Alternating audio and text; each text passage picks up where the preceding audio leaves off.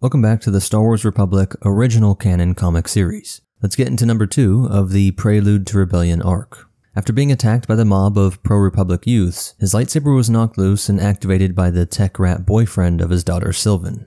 In the confusion, all believed the Jedi was the killer, and now the off-worlder Braun had alerted authorities, and Ki-Adi-Mundi was being charged with murder. Luckily, he was quickly exonerated with the unexpected help of Silius, but he just used this to prove the point that Kai was quick to use the high-tech devices of DNA and video surveillance when it was to his advantage. But Kai responds that he was never against all tech, just the reckless, destructive spread of it. After all, he uses a lightsaber, a merge of organic and spiritual aspects of the Kyber, and all that engineering of the rest of the blade. But this Jedi weapon was still being held in evidence until cleared by the High Court elders, though they were allowing him to carry on the mission of hunting the true murderer and his accomplice. His own daughter was accused of helping this man escape, and he hoped that she was wise enough to have just come home by now. But as he enters, he sees his honor wife Mawen on the floor crying, saying his daughter let this swoop bike gang in to pillage their home. His eyes meet with his troubled daughter, and the wife is confused why they would steal food. But Kai knows this must be meant for the fugitive, and we see that in a gloomy room,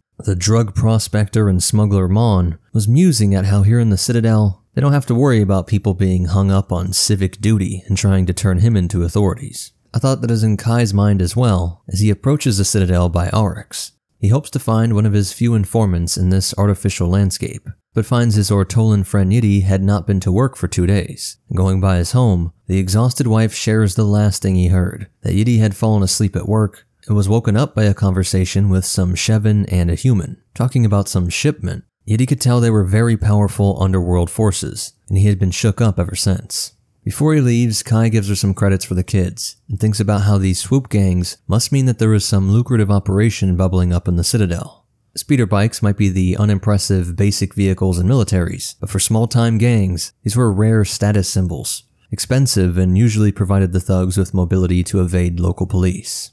As Kai checked a local cantina, he hears whispers about his powers. People were always mystified and confused as to what a Jedi actually was, or what they did, often not seeing a clear distinction between Sith and Jedi. And historically, they wouldn't be that wrong, as almost all Sith were Jedi at one point.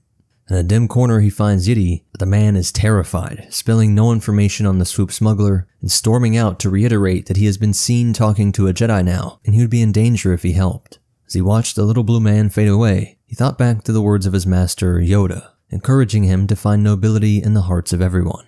Just then, a mixed-species group of thugs bearing weapons approach him, and Kai focuses on the Force to exert his willpower over them, the Rhodians in a trance, earning him a right hook from the group's leader, who swings his chain, rushing Mundi, reminding him about the day his lightsaber took off one of his horns. In a blur, the chain is stripped, the leader flung into the air, the chain wraps around a crowbar, kicks crumple others, force pushes send others crashing into each other, and bricks put others to sleep.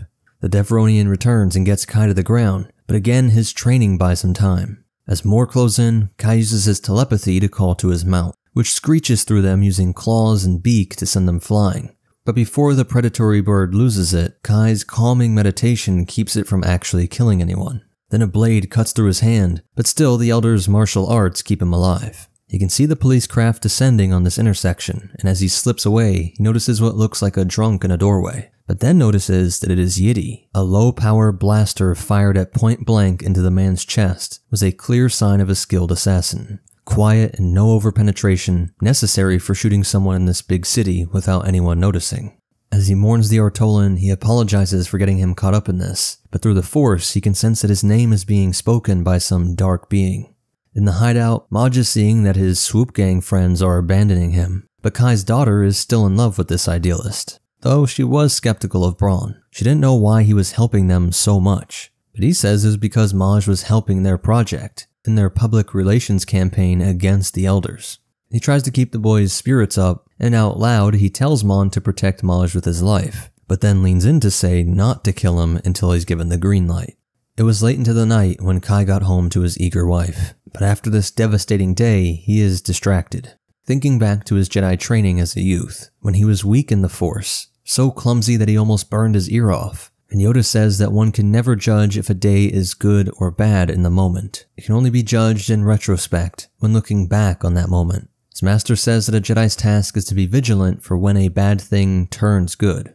That is when truth is revealed. And with Kai reflecting on this wisdom, we come to the end of issue 2. Please hit that like button, subscribe to see more, and check out these videos, I'm sure you'll like them. But most important of all, live so that you may give meaning to the bad days of your past. And the Force will be with you, always.